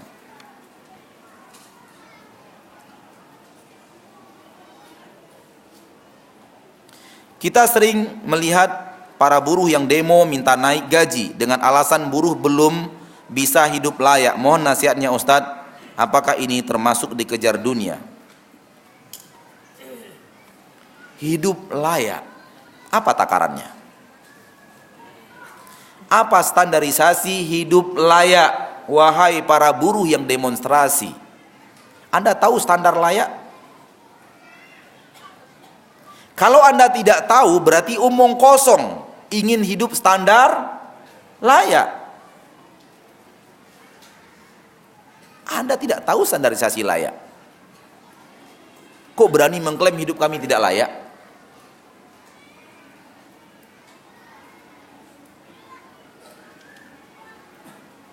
Apa standarnya hidup layak itu? Punya rumah satu gitu standarnya, udah layak? Banyak orang punya rumah satu merasa hidupnya juga tidak layak. Punya kendaraan satu sudah layak. Banyak orang punya kendaraan satu yang merasa hidupnya tidak layak. Punya perusahaan satu sudah layak. Banyak orang punya perusahaan satu merasa hidupnya belum layak. Yang layak itu di mana sih? Yang layak itu adalah qanaah. Merasa cukup dengan apa yang Allah berikan kepada kita. Kalau saya ingin mendidik diri saya ingin mendidik saudara-saudari saya kaum muslim dan muslimat, saya mendidik dengan cara begini. Yang kita butuhkan sebenarnya hidup itu tidak banyak. Yang kita butuhkan tidak banyak. Yang banyak itu yang kita mau. Yang kita butuhkan tidak banyak. Yang banyak itu yang kita mau. Banyak maunya, bukan banyak butuhnya. Soal butuh berarti untuk kehidupan dunia. Kalau untuk kehidupan dunia, kaya miskin Allah bagi rata. Soal butuh sama, karena ini kebutuhan manusia dan tidak adil kalau Allah pandang-pandang bulu, karena ini kebutuhan hidup. Soal kebutuhan hidup Allah bagi rata, sehingga si kaya dapat seperti si miskin dapat seperti si kaya. Tapi dalam level kebutuhan hidup, antum butuh nasi berapa piring sehari? Berapa piring? 3, kebanyakan Pak. Tanya ahli kesehatan, 3 piring sehari kebanyakan. Mana dokter di sini? Ada dokter di sini? Ada ahli herbal di sini? 3 piring sehari kebanyakan. Antum hanya butuh 1 piring setengah. Satunya di siang hari, setengahnya sebelum maghrib. Untuk mendapatkan kebutuhan hidup 1 piring setengah sehari, kaya miskin Allah bagi rata. Betul tidak? Betul tidak? Kalau antum sudah makan 3 piring sehari, antum lebih kaya tuh, sudah kaya itu. Karena kebutuhan antum cuma 1,5 piring. Antum sudah kaya. Saking kayanya dapat 3 piring. Saking 3 piringnya sakit terus. Pagi makan nasi, ikan asin. Siang nasi lagi, lauk pauk. Malam nasi lagi. Tidur sebelum tidur sate lagi. Saking kayanya sakit. Karena Anda masukkan ke dalam tubuh kadar yang lebih daripada kebutuhan tubuh. Yang lebih itu tidak ada manfaat. Yang lebih itu mudarat. Namun yang makan 3 piring sehari merasa miskin terus. Merasa kebutuhannya tidak tercapai terus, padahal sudah lebih dari kebutuhan. Bisa memahami ini? Sangat mudah? Sangat mudah. Sekaya apapun dia tidak akan bisa makan sehari 100 piring. Bisa? Nggak bisa, Pak. Sekaya apapun dia tidak bisa makan sate 20 bungkus. Nggak bisa, tetap 1 bungkus seperti orang miskin.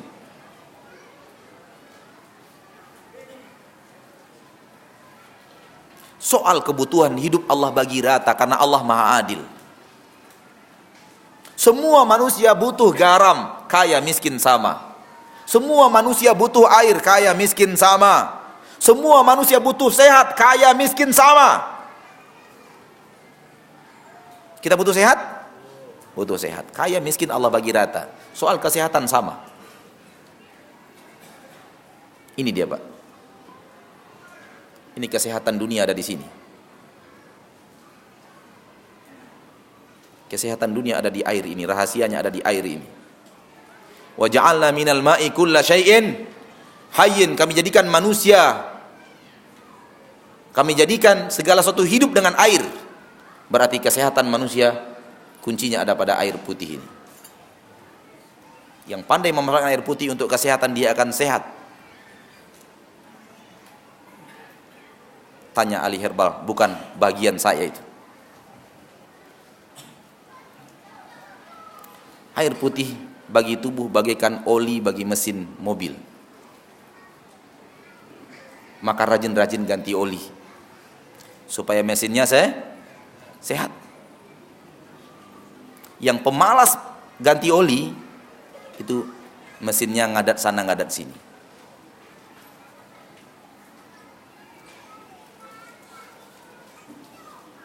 Dan ternyata untuk kesehatan Allah bagi rata. Siapa bilang hidup sehat itu mahal? Bohong. Kalau mahal Allah tidak adil. Karena kesehatan milik kebutuhan semua manusia. Kalau Allah hanya berikan kepada orang kaya, berarti Allah tidak adil. Karena kesehatan itu kebutuhan seluruh manusia. Setiap yang namanya kebutuhan Allah bagi rata. Setiap yang namanya kebutuhan Allah bagi apa? Rata. Antara kaya dan miskin sama. Manusia butuh istri, sama kaya dengan miskin. Manusia butuh anak, sama si kaya dengan miskin. Manusia butuh pakaian, sama si kaya dengan miskin. Satu hari cuma butuh 1 lembar pakaian. Atas 1 lembar bagian bawah, 1 hari butuhnya segitu. Sama, orang miskin juga 1 lembar 1 hari. Nggak akan mungkin dia kaya itu sekali pakai 20 baju. Nggak mungkin. Dia butuhnya 1 hari sama satu baju. Antum hidup punya baju cuma 7 lembar. Cukup? Cukup. Sekarang berapa baju antum di rumah? Berapa lembar? 25 sudah lebih 18 dari kebutuhan. Kenapa hidup merasa miskin?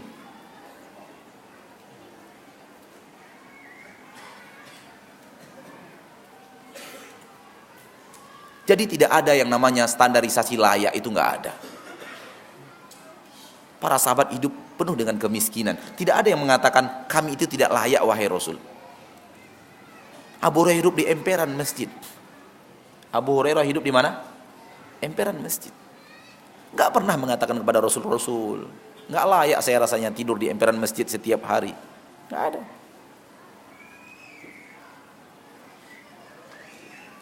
Yang layak itu adalah qanaah. Seberapa yang Allah berikan, maka kita qanaah, kita akan mencapai kelayakan.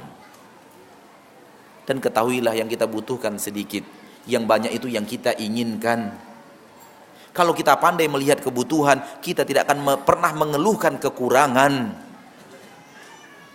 namun kita selalu memperhatikan keinginan, disitulah kita selalu merasa hidup dipenuhi kefakiran. Bisa difahami? Ya. Anda butuh kendaraan, oke, butuh kendaraan. Tapi saya nggak punya kendaraan, tuh bisa angkot. Anda butuh kan? Tuh ada angkot.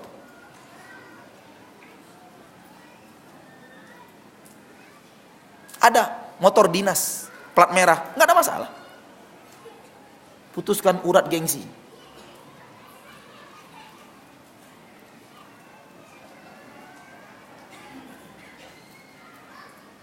Kalau kita pandai melihat kebutuhan hidup, kita pasti melihat kita punya kebutuhan hidup lengkap, tanpa kurang. Tapi kalau yang kita pikirkan selalu keinginan untuk memiliki ini dan itu, pada saat itulah kemiskinan selalu ada di depan pelupuk mata. Oleh karena itu Nabi mengatakan jangan pandang ke atas, selalulah pandang ke bawah. Anda akan merasa kaya. Wallahu a'lam.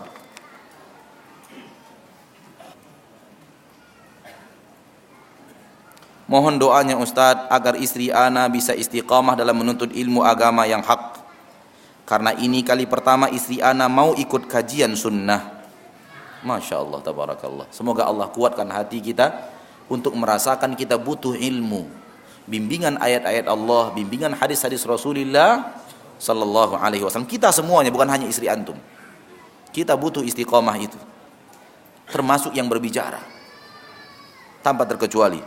Dan mohon bimbingannya dari ustadz dan akhwat-akhwat yang lebih dulu mengenal sunnah, agar bisa merangkul beliau, agar tidak merasa minder. Masalahnya akhwat nggak tahu yang mana nih. Cara yang terbaik adalah ya, berikan seperti ini kajian-kajian, insya Allah penuh manfaat. Insya Allah penuh manfaat. Untuk merasa hidup kaya itu, inilah kajian-kajian seperti ini. Kita akan merasa hidup kita kaya. Mata ini berharga, lidah ini berharga, telinga berharga, tangan berharga, darah berharga, tulang berharga, jantung berharga, ginjal berharga, pankreas berharga, rambut berharga, gigi berharga, hitam yang ada di mata itu berharga sekali. Karena nggak ada orang yang mau hitamnya hilang. Namun kita jarang melihatnya sebagai rahmat dan nikmat yang besar. Di bawah hidung kita itu ada parit, berharga sekali parit itu. Apa namanya ini? Anda nggak tahu bahasa di sininya apa? Hah? Apa bahasa Indonesianya nih Pak? Di bawah hidung ada kan paritnya kan? Nah itu berharga sekali Pak. Dan gak ada orang yang mau kehilangan itu. Namun kita jarang melihatnya sebagai rahmat yang besar. Itu kesalahan kita, bukan kesalahan Allah. Kita tidak pernah melihat kuku ini rahmat dan nikmat yang besar. Itu salahnya kita. Kalau kita bisa melihat rahmat yang besar pada kuku ini, betapa besar manfaat kuku ini. Ada di antara kita yang pernah berlatih berapa banyak manfaat kuku? Nggak ada, karena kita anggap tidak nikmat. Maka dengan cara-cara seperti ini hidup itu akan tertata, karena diturunkannya syariat untuk menata hidup di dalam kehidupan yang benar. Kalau Anda kaya, ditata dengan menjadi orang kaya yang benar. Kalau Anda tidak kaya, ditata menjadi kehidupan orang tidak kaya yang benar. Kalau Anda penguasa, ditata menjadi penguasa yang benar. Kalau Anda rakyat, ditata untuk menjadi rakyat yang benar. Kalau Anda menjadi istri, ditata menjadi istri yang benar. Menjadi suami, ditata oleh syariat agar menjadi suami yang benar. Menjadi teman, ditata oleh syariat untuk menjadi teman yang benar. Menjadi tetangga, ditata oleh syariat untuk menjadi temannya dan tetangga yang benar. Sehingga hidup ini nikmat, tertata dengan rapi. Seluruh yang tertata dengan rapi, indah dipandang mata. Betul tidak? Kalau kita masuk ke perumahan, tertata dengan rapi perumahannya. Di sini jalannya 2 jalur, di sini perumahannya, di sini gangnya, di sini tamannya. Tertata dengan indah. Demikian juga kalau iman kita tertata dengan indah. Namun hiduplah di perumahan-perumahan yang tertata dengan indah, manusia-manusia yang imannya amburadul. Sehingga keindahan perumahan itu akan hilang karena imannya amburadul. Maka menuntutlah ilmu agar kita bisa menata hidup kita dengan tatanan yang benar dalam kehidupan.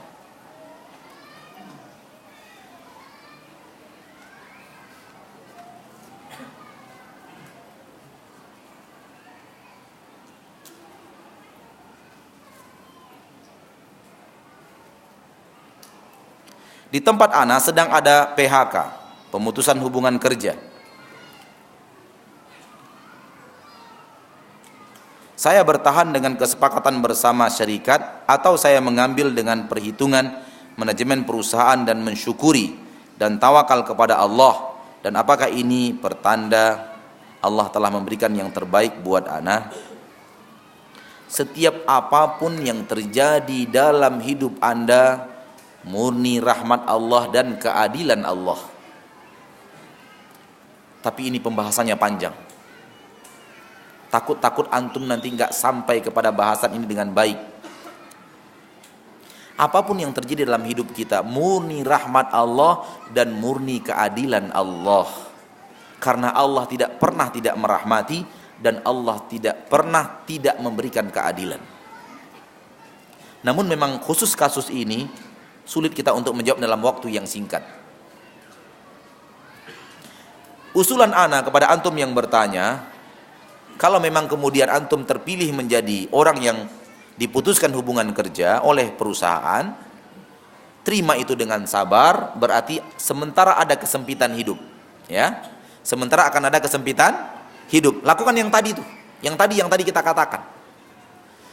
Nafkahi keluarga, mulai tata kehidupan di keluarga sesuai dengan sempit yang ada sekarang. Dan bersabar.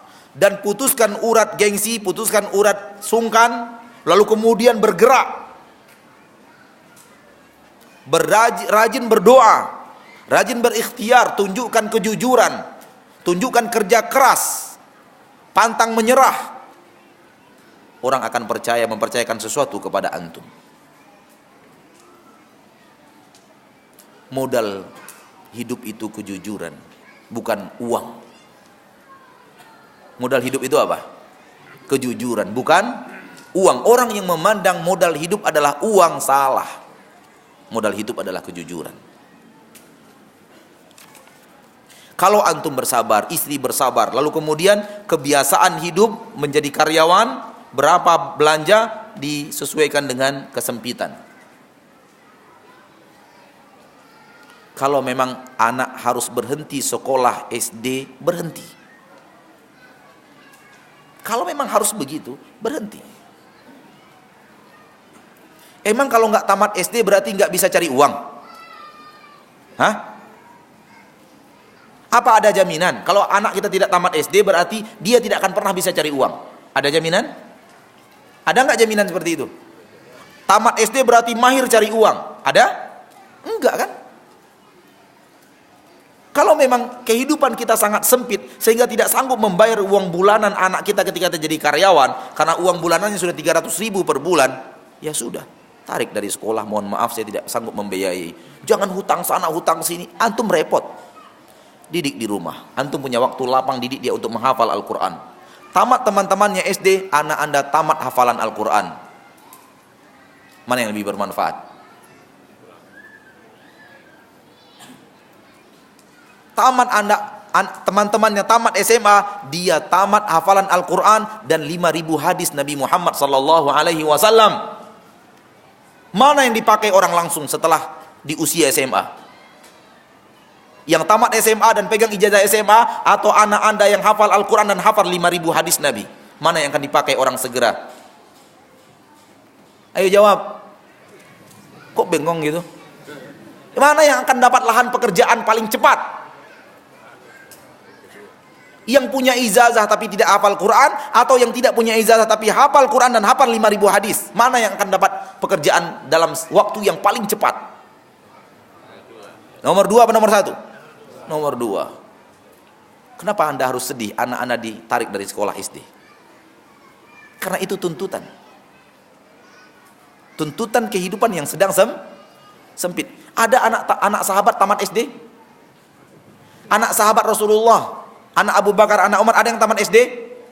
Hah? Tolong jawab. Nggak ada. Anak Imam Syafi'i ada yang tamat SD? Nggak ada. Kenapa kita wajibkan anak kita harus tamat SD? Dan kalau kita tarik dari sekolah itu rasanya dunia ini sempit. Imam Syafi'i tidak pernah tamat SD. Imam Ahmad bin Hanbal tidak pernah tamat SD.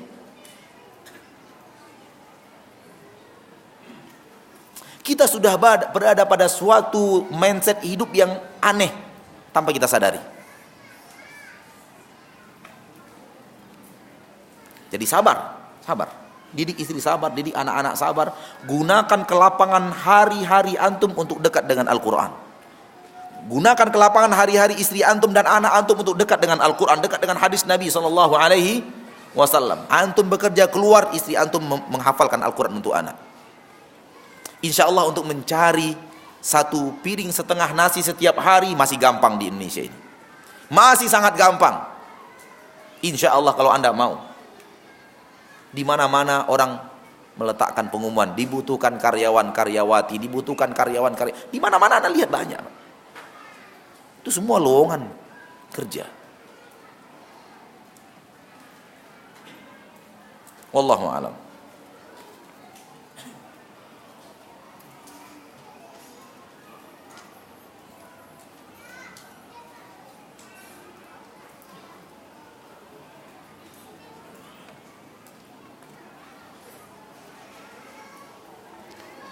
Apabila kita sudah terlanjur dalam kondisi dikejar dunia dan kita ikhtiar dan berdoa dan bertaubat, akan tetapi belum terbebas dari hutang dan riba, menurut saya solusinya agar segera terbebas kita harus jual rumah, tapi belum laku-laku.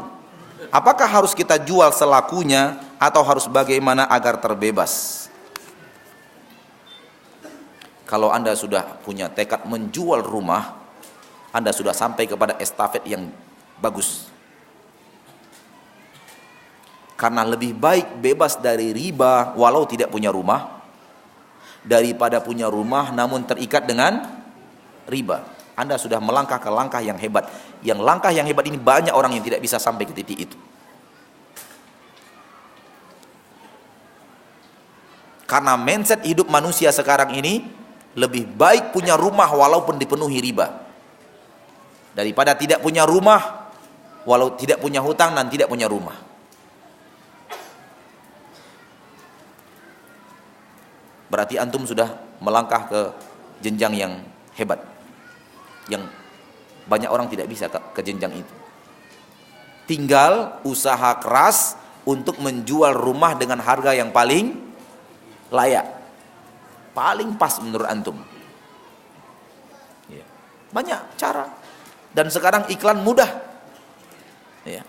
Iklan itu mudah. Ya, usahakanlah sebanyak-banyaknya.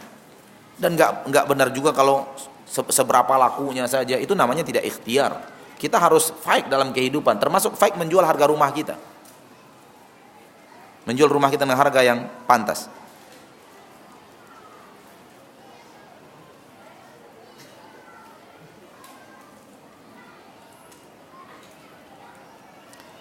Mohon penjelasan Ustadz hal yang berikut ini. Dunia ini seperti bayangan. Semakin kita kejar dia semakin menjauh. Coba berhenti dan berbaliklah, maka dia yang akan mengejar kita. Kalau tidak salah, itu pernyataan dari Ibnul Qayyim. Kalau sudah dari Ibnul Qayyim, siapa Maududi Abdullah? Kalau sudah dari Ibnul Qayyim, saya ini nggak ada apa-apanya dengan Ibnul Qayyim, Pak. Ya sudahlah, itu Ibnul Qayyim dan memang benar apa yang ia katakan. Benar apa yang ia katakan. Makanya kita tidak disuruh untuk mengejar dunia. Kita disuruh untuk berikhtiar. Soal kemudian dunia dapatnya berapa dari ikhtiar itu, biarkan Allah yang ngatur. Jangan dikejar. Wallahu a'lam.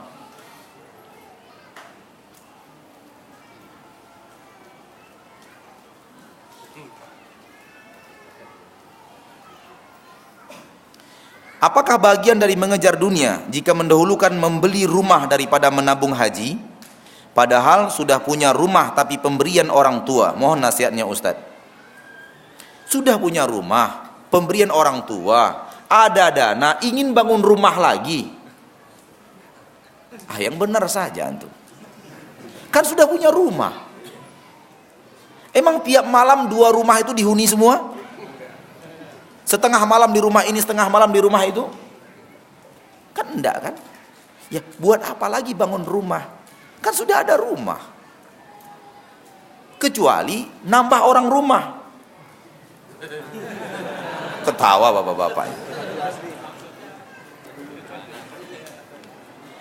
Iya, nggak bisa satu rumah. Tapi kalau masalahnya adalah satu rumah sudah cukup, pemberian orang tua, apa sih gengsinya tinggal di rumah pemberian orang tua? Lagi-lagi, putuskan urat gengsi.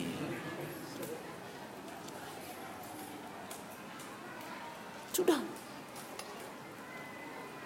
Uang yang ada gunakan untuk hal yang lebih bermanfaat. Kalau memang haji, tabung haji. Wallahu a'lam.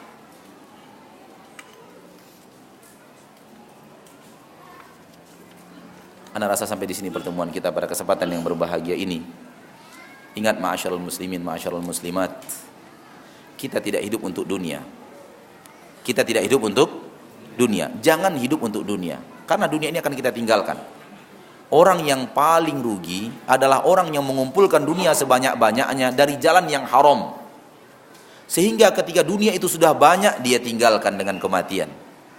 Itu orang yang paling merugi, karena dia tinggalkan sebanyak-banyaknya dan dia pertanggungjawabkan kepada Allah seluruh yang banyak itu.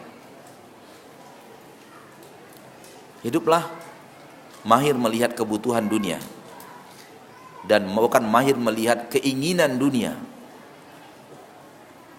Kebutuhan kita lengkap. Yang tidak lengkap itu keinginan syahwat kita. Maka orang yang sudah mampu untuk meniadakan keinginan syahwat, dia hidup kaya raya, karena dia melihat seluruh kebutuhannya dipenuhi oleh Allah Subhanahu wa ta'ala. Dengan itu dia tidak akan mengejar-ngejar dunia. Dengan itu dia tidak akan melakukan aksi-aksi yang akhirnya dunia mengejar dirinya dan dia lelah berlari tanpa boleh berhenti. Semoga Allah Subhanahu wa ta'ala memberikan kepada kita kemahiran dan kepiawaian berhadapan dengan dunia. Dunia dengan isinya yang murni dunia syarat dengan tipuan. Maka jangan sampai tertipu oleh kehidupan dunia. Wa sallallahu wasallam wa baraka wa an'am ala abdihi wa rasulihi Muhammad. Subhanakallahumma wa bihamdika asyhadu an la ilaha illa ant astaghfiruka wa atubu ilaik. Walhamdulillahi rabbil alamin. Assalamualaikum warahmatullahi wabarakatuh.